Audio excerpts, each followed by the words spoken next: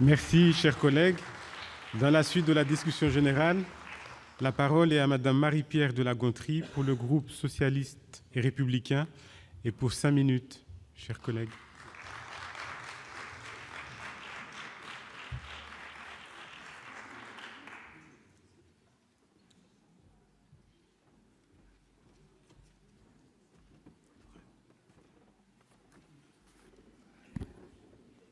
Monsieur le Président, Madame la Ministre, Madame la rapporteure, chère Marie Mercier, Monsieur le Président de la Commission des lois, Mesdames et Messieurs les membres du groupe de travail de la Commission des lois sur la répression des atteintes sexuelles sur mineurs, Mesdames, Messieurs, protéger les enfants toujours, c'est ce que les gouvernements successivement depuis 40 ans ont fait lors de législations successives.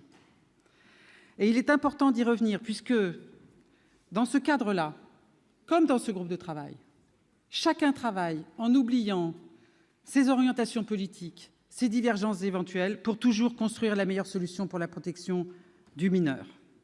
Et si j'y reviens, c'est parce que je ne voudrais pas qu'un enthousiasme excessif laisse penser que le gouvernement d'aujourd'hui est le seul à se préoccuper de ce sujet. Je rappellerai la loi dite, me dit-on, Philippe Bas, de 2007.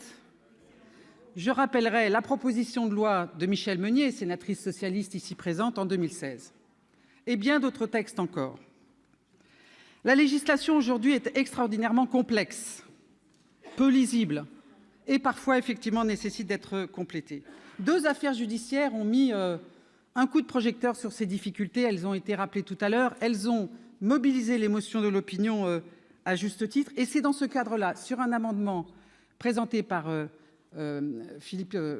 Patrick Kanner, que nous avons décidé, à la demande de Philippe Bas, de créer ce groupe de travail au sein de la Commission. Groupe de travail dans lequel nous avons travaillé avec des idées lorsque nous y sommes entrés, mais sans aucune certitude. Et c'était tant mieux, parce que dans ces domaines-là, la certitude n'existe pas. Alors c'est vrai que nous avons un président de la République qui, dès le 25 novembre, vous l'avez rappelé tout à l'heure, Madame la Ministre, savait qu'il fallait fixer à 15 ans l'âge en dessous duquel il était interdit d'avoir des relations sexuelles avec un mineur lorsqu'on était un majeur. Bravo! Mais sans doute le président de la République est-il beaucoup plus rapide que nous tous, et nous avons pratiqué ce que le gouvernement se flatte de pratiquer, la co-construction. Et nous avons donc élaboré un texte qui permet de conduire à 34 propositions et qui identifie, c'est très important, et c'est sans doute, puisque Madame la Ministre, vous avez souhaité peut-être davantage présenter votre projet de loi que donner votre opinion sur le nôtre, mais il dit quoi? Il dit que c'est une stratégie globale. C'est la détection, c'est le fait de nommer, c'est d'identifier, c'est de parler, c'est de punir et c'est d'accompagner.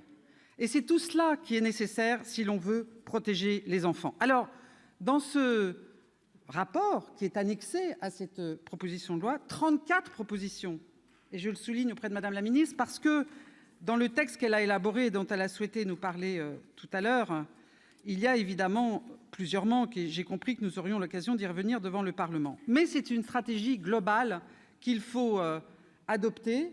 C'est l'éducation à la sexualité. Je me permets de... mais je pense que vos conseillers vous diront ce que nous proposons.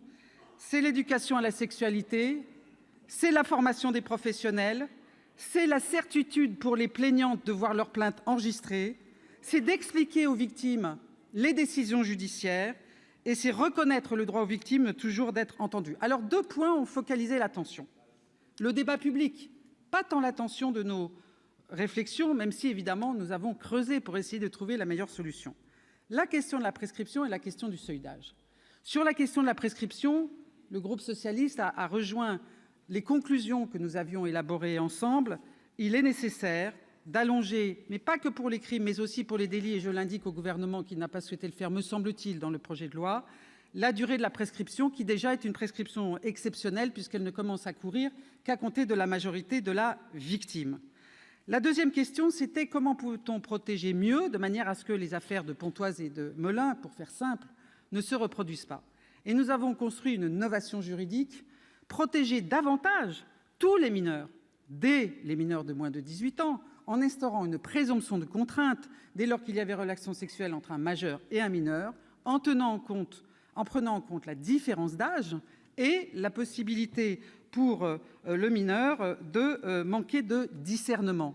Et c'est cette infraction composite qui permet de mieux protéger. Cependant, le groupe socialiste a souhaité déposer un amendement complémentaire pour renforcer encore cette protection et proposer l'instauration d'une infraction de viol lorsqu'un majeur aura une relation sexuelle avec un mineur de 13 ans. Et donc, sur ce point, nous n'avons pas encore totalement convaincu la majorité sénatoriale, c'est incontestable au stade de la commission des lois.